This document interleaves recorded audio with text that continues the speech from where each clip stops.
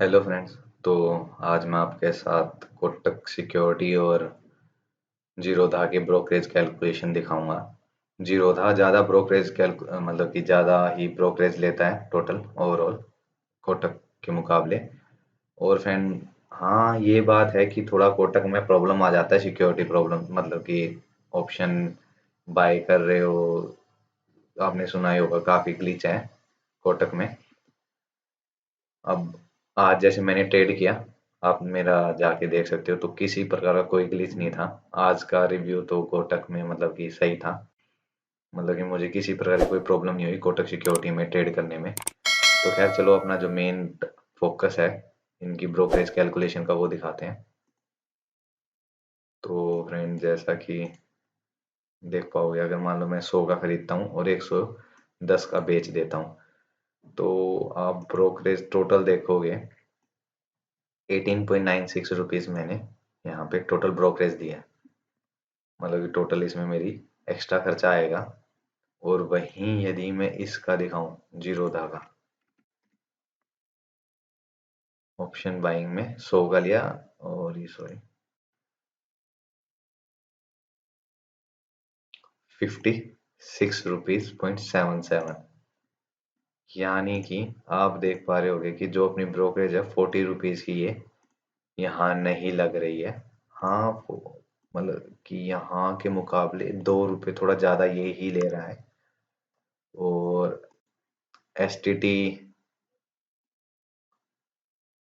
ये ज़्यादा ले रहे हैं, कोटक। और आपका exchange transaction charges, S T T transaction charges, ये 11 रुपीज़, ये यहाँ बहुत ज़्यादा ले रहा है। और जीएसटी ये ज़्यादा ले रहा है। पता, ये मेरे को समझ में नहीं आता, अगर ये सब S T T charges, exchange charges, GST charges ये सेम है, तो ये इन दोनों के अलग अलग कैसे अलग रहे? जैसे यहाँ 2 रुपये ले रहा है ये जीएसटी, वहीं ये उसी पे 8 रुपये ले रहा है। सॉरी, ये क्वांटिटी मैंने थोड़ा गलत कर रखा है, क्वांटिटी 50 करता हूँ। तो हाँ, अब देखते हैं। अभी देखो, एस टी टी 3 है, ये एस टी टी 2.75 है, यानी कि यहाँ कितना कम लग रहा है। यहाँ 9.48 रुपये ही अपने को टोटल देना है। और वहीं यहाँ ये 16 रुपीज़ एक्स्ट्रा ले रहा है और 40 ये ब्रोकरेज ले रहा है। और आप देखोगे एस टी टी यहाँ कम, यहाँ 0.25 ज़्यादा। और SEBI broker turnover charges same ही है, ट्रांजैक्शन चार्जेस 5 है यहाँ, ट्रांजैक्शन चार्जेस चलो सेम है यहाँ। जीएसटी यहाँ 1 रुपये है, यहाँ 8, यानी ये 8 गुना जीएसटी ले रहा है। मतलब मेरे को समझ में नहीं आता, जीएसटी अगर सेम है तो ये इतनी ज्यादा जीएसटी क्यों ले रहा है Zerodha. Stamp duty stamp duty 0 है यहाँ, चलो ये 0.15 कर कुछ खादा नहीं है। टोटल आप देखोगे तो 9.48 रुपीज़ ले रहा है, और ये उसका दोनों लगभग 16.77 एक्स्ट्रा ले रहा है, 40 रुपीज़ ब्रोकरेज की मिला के। अब मान लो जो ऑप्शन बाइंग करते हैं, थोड़ी क्वांटिटी सही करते हैं, जिनका मतलब कि 1000 रुपीज़ के आसपास का रिस्क रहता है, उसके अकॉर्डिंग ही अपना प्रॉफिट रखते हैं, उनके लिए तो चलो वो 40 रुपये ब्रोकरेज दे लेंगे। अब जैसे मेरे जैसा ट्रेडर है, मैं तो भाई सिंपल सी बात है, मेरे को 1.5 ईयर का एक्सपीरियंस हो चुका है, बट मैं अभी भी मार्केट में देख देख के कि भाई मैं क्या गलती कर रहा हूँ, अपने आप को अच्छी तरह प्रो ट्रेडर बना लूँ, फिर उसके बाद रिस्क लेना स्टार्ट करूँ। उसके बाद तो खैर कैपिटल बढ़ ही जाएगी जब आप प्रॉपर मैनेजमेंट करोगे। आप मेरा पीएनएल स्टेटमेंट भी जाके देख सकते हो, मैंने वो अपलोड कर दिया है। तो उसमें मान लो मैंने फरवरी मतलब कि 1.5 मंथ का पीएनएल लगभग लगभग शो किया है, जिसमें मेरा 50% के आसपास रिटर्न हुआ है। तो आप वो भी जाके चेक कर सकते हैं। अब उसमें मैं ये चीज आपको क्यों बता रहा हूँ, उसमें आप मेरा देखोगे, मैं टोटल ही 5000 से ऑप्शन बाइंग करता हूँ उसके अंदर ही, और उसमें मैं 40 रुपीज ब्रोकरेज चार्जेस दे रहा हूँ। तो आप मेरा देखोगे तो मैं 40%, जितने भी मैंने अब तक अपने ट्रेड लिए हैं उसका 40% तो मैंने ब्रोकरेज चार्जेस आ रहा है। मेरा रिटर्न 50% है, 1.5 मंथ कोई ज्यादा भी नहीं होता। ऐसा नहीं है कि मैं 1.5 साल का आपको दिखा रहा हूँ, सिंपल सा 1 मंथ है, 1 1.5 मंथ का ही दिखा रहा हूँ। तो उसमें मेरा लगभग लगभग 40%, मोर देन 40% तो मैं ब्रोकरेज पे कर रहा हूँ। अगर वो ब्रोकरेज नहीं पे करनी पड़ती मुझे, तो मेरे रिटर्न 40% तो हो जाते हैं, थोड़ी गलती करके कुछ करके जो भी है, 2000 प्लस का तो प्रॉफिट हो ही जाता। तो यही है, कि जो आप स्टार्टिंग में करते हो, अगर आपको कैपिटल सेव करना है तो आपको इस चीज पे भी ध्यान देना पड़ेगा कि आपको ये ब्रोकरेज ज्यादा ना जाए। और दूसरा मेन कारण ये है ब्रोकरेज का, मैं सेकंड ट्रेड ले ही नहीं पाता था फ्रेंड, कि अरे यार 40 इसके गए, 40 और चले जाएंगे।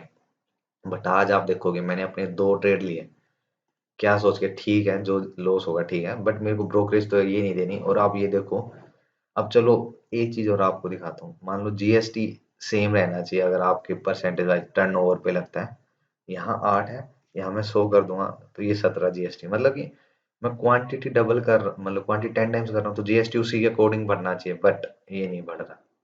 और यहाँ मैं आपको दिखाने की कोशिश करूँ जीएसटी यहाँ कैसे बढ़ता है, जैसे ये अपना जीएसटी लेते हैं 1 रुपए, ये 10 रुपए, देख रहे हो अब 10 रुपए, ये समझ में आता है कि भाई एटलीस्ट जीएसटी तो बढ़ेगा, ये जो से भी ट्रांजेक्शन, ये एसटीटी और ट्रांजेक्शन चार्जेस जो लेता है से भी, ये तो उसी अकॉर्डिंग में बढ़ेगा। बट यहाँ देखिए, यहाँ बड़ी क्वांटिटी करते जाओगे आपको जीएसटी नहीं देना, लो 1 रुपये बढ़ा देता हूँ, लो यहाँ जीएसटी कम होता जा रहा है हर बार, जैसे जैसे आपके अमाउंट क्वांटिटी बढ़ता जा रहा है, और यहाँ आपको, तो एक ये भी है। और जो बिल्कुल सीखने के लिए करते हैं शेयर मार्केट में भाई, तो मैं उनको एक सजेशन ये दूंगा मेरे एक्सपीरियंस से, आप अपनी ब्रोकरेज बचाइए। अब यहाँ कोटक में आपको ब्रोकरेज फ्री मिलता है, बट उसमें आप कहोगे कि सर ग्लिच आ जाता है, ये सब वो सब, मानता हूँ ग्लिच आ जाता है, सब होता है। बट आप ये देखिए कि ओवर द टाइम पीरियड, अभी मतलब कि देखो ग्लिच 2-3 महीने पहले आया था कोटक में, उसके बाद तो मैं जितना सोशल मीडिया और उसको देख रहा हूँ, तो एज सच मुझे कोटक सिक्योरिटी में अभी तक ग्लिच नहीं मिला। और आज का जो मेरा ट्रेड हुआ है वो बिल्कुल एग्जीक्यूशन स्मूथ हुआ है, ऐसा नहीं है कि मेरे को थोड़ा ऊपर का प्राइस मिल रहा है नीचे का प्राइस दे रहे हैं, नहीं, जहां मैं कर रहा हूँ सही। तो आज का रिव्यू तो पॉजिटिव ही है। तो मैं तो यार यही कहूंगा कि आप अगर कर रहे हो तो अपनी ब्रोकरेज बचाइए, मेरी पीएनएल स्टेटमेंट देखने के बाद आपको पता चल जाएगा। हाँ, उसका थर्ड रीजन ये है कि अगर आप एक बार प्रॉपर सीखने के बाद आप मान लो आज ही जीरो दामे करने के लिए, अब आप 200 रुपये या 300 रुपये का रिस्क ले रहे हो पर ट्रेड, उसमें आप 40 रुपए की ब्रोकरेज दे रहे हो, तो मुझे नहीं लगता कि ज्यादा आप कमा पाओगे। बाकी ठीक है, आपको जैसा सही लगे। तो ये अपना दोनों का मैंने ब्रोकरेज, जीरोधा और कोटक का रिव्यू दे दिया है, कैलकुलेटर मतलब कि कितना ब्रोकरेज लगते हैं।